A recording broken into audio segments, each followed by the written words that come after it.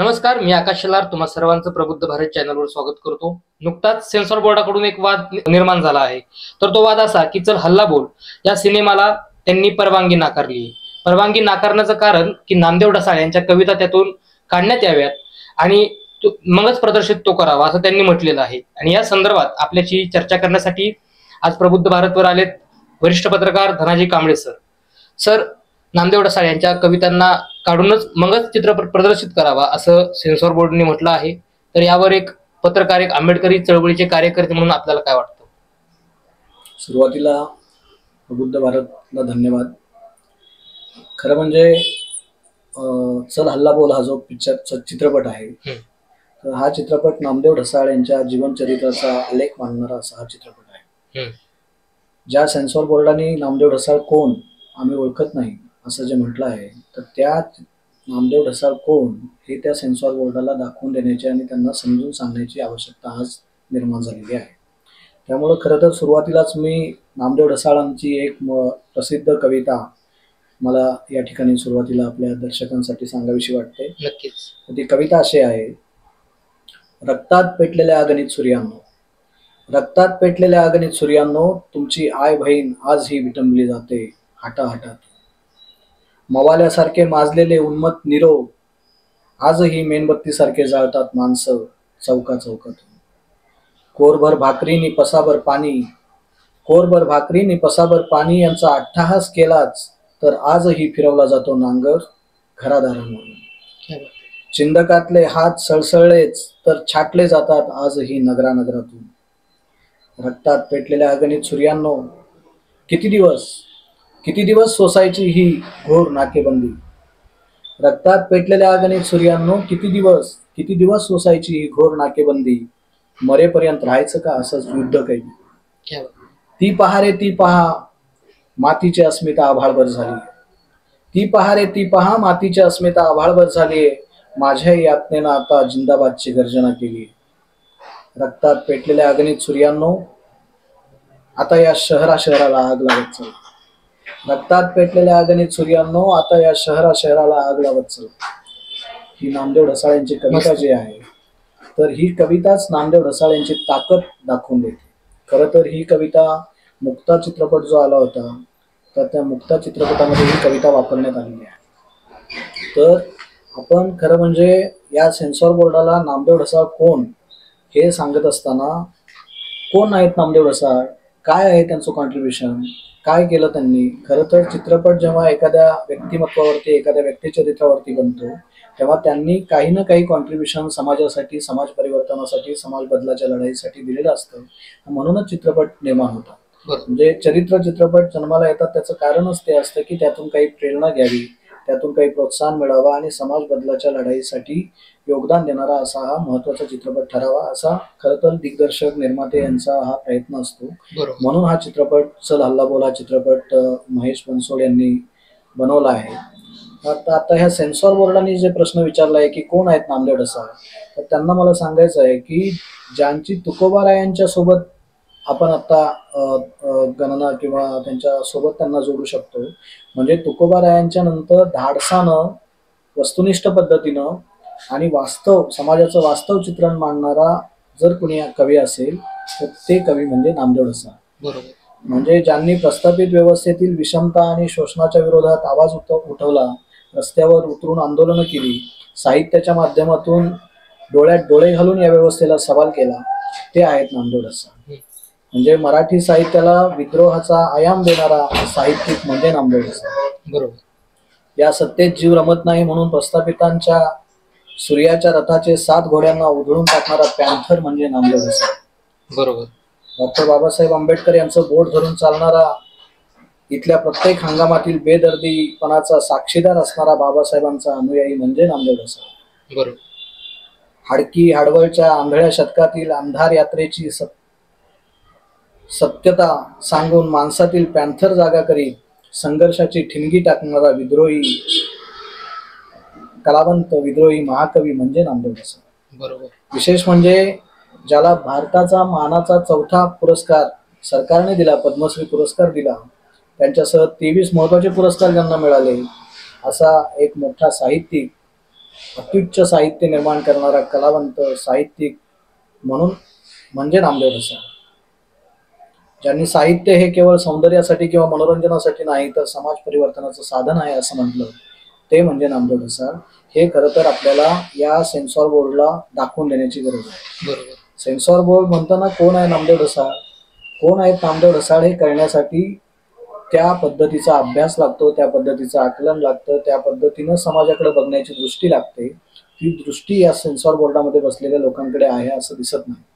त्यामुळेच ते अशा पद्धतीनं बेमालूमपणे तुम्हाला दुर्लक्षित करण्याच्या पद्धतीनं त्यांच्यामध्ये जी प्रवृत्ती आहे, जिला आपण जातीय धार्मिक प्रवृत्ती म्हणू शकतो, ती प्रवृत्ती आजही तशीच दिसते की जी बहुजन समाजाला पुढे येऊ देत नाही. बरोबर. तर हा सगळा जो गाढवपणा या सेन्सॉर बोर्डानं दाखवलेला आहे, जो आता या सगळ्या समाज माध्यमांमध्ये आणि वर्तमानपत्रांमध्ये प्रसार माध्यमांमध्ये चर्चा सुरू आहे, तर यांना खरं तर आपण हे सांगितलं पाहिजे की नामदेव ढसाळ यांच्यासारखा महाकवी या ठिकाणी आपल्या मराठी साहित्याला समृद्ध करणारी भाषा वापरतो, मराठी साहित्याला एका उंचीवर नेऊन ठेवतो, तर ते या सगळ्या मंडळींनी समजून घेतलं पाहिजे असं मला. सर, तुम्ही आता सांगितलं ते तर अगदी खरंच आहे, परंतु मला असं म्हणायचंय की नामदेव ढसाळ हे कोण आहेत आणि नामदेव ढसाळांच्या कविता काढून टाका. तर हे म्हणणं सेन्सॉर बोर्डने जाणून बुजून म्हटलंय की त्यांना खरंच याबद्दल अज्ञान आहे? खरं म्हणजे हा चित्रपट जो आहे तो मी काही बघितलेला नाही, पण चित्रपटाच्या बद्दल जी माहिती प्रसिद्ध झाली होती ती मी वाचली आहे. पण या चित्रपटाचा आपण जर विचार केला तर या चित्रपटामध्ये जी कविता वापरली आहे किंवा ज्या कवितांचा समावेश केला आहे, ती कविता हाच या चित्रपटाचा आत्मा आहे. म्हणजे कविता काय असते?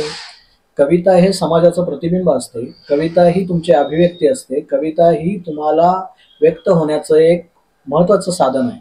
म्हणजे माणसाला जर सर, पण अजून एक प्रश्न इथं उपस्थित होऊ शकतो की नामदेव ढसाळ जे आहे त्यांची पार्श्वभूमी आंबेडकरी चळवळीची, म्हणजे जातीय अंताची चळवळ म्हणजे आंबेडकरवादी चळवळ याच्याशी रिलेटेड आहेत नामदेव ढसाळ. तर सेन्सॉर बोर्ड जातीवाद वगैरे करतंय का, असं एक सवाल उपस्थित होऊ शकतो. तुम्हाला काय वाटतं? खरं म्हणजे आपण नामदेव ढसाळ समजून घेत असताना, नामदेव ढसाळांनी ज्या काळात नामदेव ढसाळ आणि ती पॅन्थर जन्माला आली, तो काळ म्हणजे 70च्या दशकात, साधारण 70-72च्या दरम्यान हा सगळा काळ होता. बरोबर. म्हणजे तुम्हाला माहिती असेल की परभणी जिल्ह्यामध्ये एका गावात दलित महिलेची नग्न भिंड काढण्यात आली. त्यावेळेला ही सगळी मंडळी वसतिगृहात राहणारी मंडळी होती. तर या सगळ्या मंडळींनी ठरवलं की किती वर्ष आमच्या पिढ्यानपिढ्या अन्याय अत्याचाराच्या बळी ठरणार, आपण यांचे अन्याय अत्याचार असेच सहन करायचे का? म्हणून मग या मंडळींनी सगळ्यांनी एकत्र येऊन एक विचार केला की आपल्याला आता काहीतरी करण्याशिवाय पर्याय नाही. म्हणून मग दलित पॅन्थर जन्माला आला आणि त्या दलित पॅन्थरनं एक इतिहास घडवला आणि जसा तो इतिहास सामाजिक बदलाचा होता तसाच तो साहित्यिक दलित साहित्याला एक आयाम देणारा, दलित साहित्यातून अभिव्यक्त होणारा असा तो काळ होता. म्हणजे समाजामध्ये जी विषमता आहे, ज्या विषम व्यवस्थेच्या आधारे इथल्या सगळ्या दलित, आदिवासी, कष्टकरी बांधवांचं शोषण केलं जातं, तर ही शोषण करणारी व्यवस्था जर आपल्याला बदलायची असेल तर आपल्याला सामाजिक बदल घडवल्याशिवाय आपण काही पुढे जाऊ शकत नाही. आणि सामाजिक बदल हे साहित्याच्या, कवितेच्या माध्यमातून सुद्धा बदल घडवता येतात, कलेच्या माध्यमातून घडवता येतात. हे खरं तर या नामदेव ढसाळ यांच्यासारख्या साहित्यिक, कलावंत कवींनी दाखवून दिले.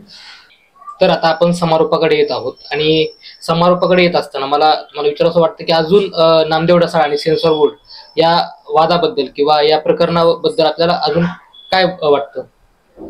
खरं म्हणजे साहित्य, कला, संस्कृती ह्या सगळ्या समाजाच्या खूप महत्त्वाच्या गोष्टी आहेत.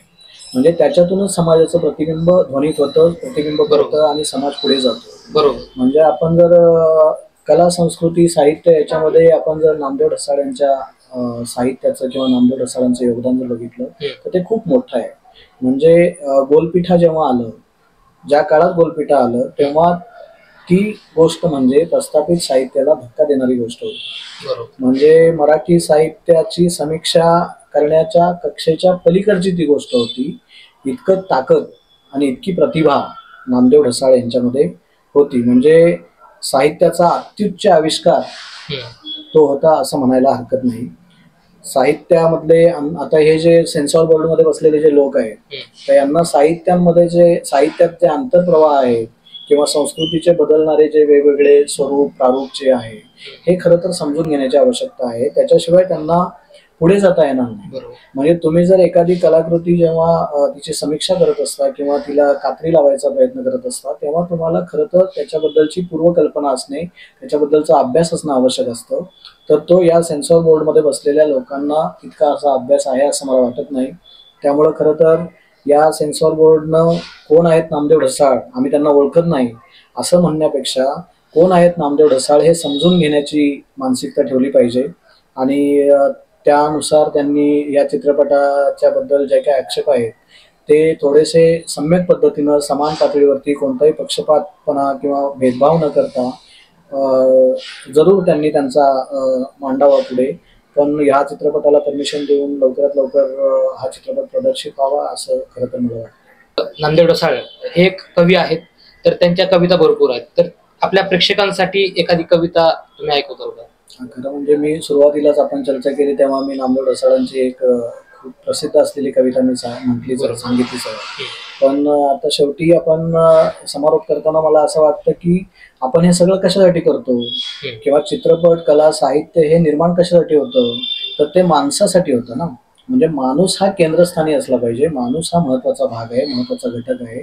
त्याला वगळून आपल्याला पुढे जाता येत नाही. म्हणून नामदेव ढसाळ त्यांच्या एका कवितेत असं म्हणतात की चंद्र सूर्य फिके पडतील, चंद्र सूर्य फिके पडतील असे सचेत कार्य करावे.